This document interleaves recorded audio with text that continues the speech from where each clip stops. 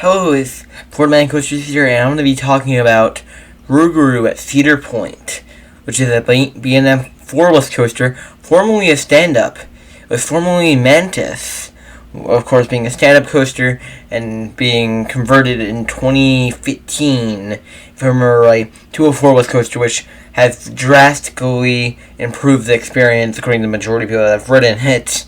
Both experiences. And I've, of course, ridden the floorless version of it.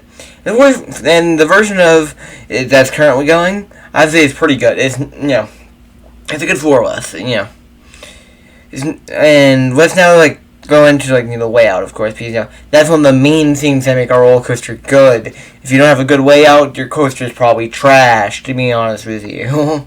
Okay, now let's go and talk about the layout of Rougarou. You go to lift hill, you do it on kind of slow turnaround to a drop that really doesn't give much of the B&M Floorless, into a pretty decent vertical loop that gives, decent forces, no phenomenal forces, but, pretty competent, into a pretty strong dive loop, to be honest with you, pretty good overall, into a weird turn, high up turn, which does give a little bit of force. It's pretty unique, into a inclined loop-like element, which I had to say I kind of liked. It was pretty okay, into a little switchback, into a forceful turn up into the mid-course brake run. You then fly off that mid-course brake run and go and fly into a corkscrew, which, pretty decent corkscrew, nothing phenomenal, nothing phenomenal, but nothing bad.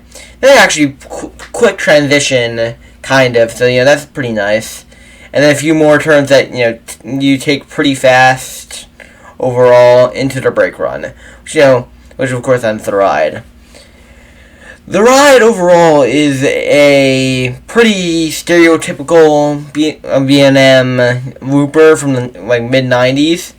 It doesn't do anything unique, but it doesn't do anything bad. It's pretty stereotypical. It does you can ride the exact same ride, similar or the exact same ride somewhere else, because as an example, it does have a weird layout, of course, with no zero G roll. Not a Cobra roll, and that's just because it was originally a stand-up design, which is the reason why it's so different compared to other floorlesses. But overall, a very safe layout, which I don't blame B&M for having or doing because of it being a stand-up before.